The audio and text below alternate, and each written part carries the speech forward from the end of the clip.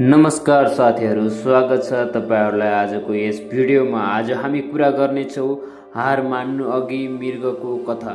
मानिसहरूको जीवनमा कुनै न कुनै मोडमा हार त हुन्छ नै, त्यो फेस सबैले भोग्नु पर्छ। तर त्यो स्टेजबाट हामी कसरी मुक्त हुने, हारलाई जितमा कसरी बदल्ने, आज हामी यो कहानीबाट प्रश्न बुझ्नेछौँ र लागु आजको विषयवस्तुतिर। आजको कथाको टाइटल रहेको छ हार मान्नु अघि मृगको कथा। कल्पना गर्नुहोस्, तपाईँ चारैतिरबाट समस्याले घेरिनु भएको छ र मृत्यु निश्चित छ। यस्तो बेला तपाईँ के गर्नुहुन्छ? हार मान्नुहुन्छ कि अन्तिमसम्म प्रयास गर्नुहुन्छ? आजको यो कथाले तपाईँको जीवनप्रति दृष्टिकोण बदल्नेछ। सुरु गरौँ। एउटा गर्भवती मृग बच्चा जन्माउनको लागि सुरक्षित ठाउँको खोजीमा एउटा घना जङ्गलमा पुग्छ। ऊ एउटा नदीको किनारमा जान्छ जहाँ अग्ला घाँसहरू थिए। अचानक उसलाई प्रवश व्यथा सुरु हुन्छ। ठ्याक्कै त्यही समयमा आकाशमा काला बादल मण्डारिन्छन्। चट्याङ पर्छ। चट्याङका कारण जङ्गलमा डढेलो लाग्न सुरु हुन्छ। मृगले आफ्नो देब्रेतिर हेर्छ। त्यहाँ एउटा शिकारी धनुष तानेर उसलाई ताकिरहेको हुन्छ। दाहिनेतिर हेर्छ।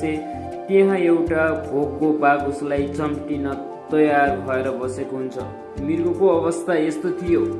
अगाडि उर्लिएको नदी, पछाडि जङ्गलको भीषण डढेलो, देब्रेतिर शिकारीको बाण, दाहिनेतिर भोकको बाघ।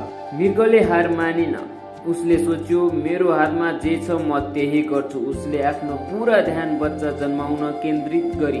त्यसपछि प्रकृतिमा एउटा चमत्कार भयो। अचानक जोडले पानी पर्न थाल्यो जसले जङ्गलको डढेलो निभाइदियो। चट्याङको उज्यालोले गर्दा शिकारीको आँखा तिर्मिरायो र उसको निशाना चुक्यो। त्यो बाण मृगलाई नलागी सिधै बाघलाई लाग्न गयो। केही बेरमा पानीले डढेलो शान्त भयो। बाघ र शिकारीको खतरा टर्यो र मृगले सफलतापूर्वक एउटा स्वस्थ बच्चालाई जन्म दिए। हाम्रो जीवनमा पनि कहिले काहीँ चारैतिरबाट समस्या आउँछ। पढाइको तनाव, करियरको चिन्ता, आर्थिक समस्या र पारिवारिक दबाव। यस्तो बेला हामी डराउँछौँ। तर याद राख्नुहोस्, तपाईँको काम मात्र प्रयास गर्नु हो। बाँकी कुरा समय र प्रकृतिले मिलाउँछ। समस्यालाई होइन, आफ्नो लक्ष्यलाई हेर्नुहोस्। जबसम्म श्वास रहन्छ तबसम्म आशा मार्नु हुँदैन। यदि कहानी मन परेमा भिडियोलाई लाइक अनि च्यानल सब्सक्राइब चाहिँ गर्न नभुल्नुहोला। फेरि भेटौँला अर्को भिडियोमा।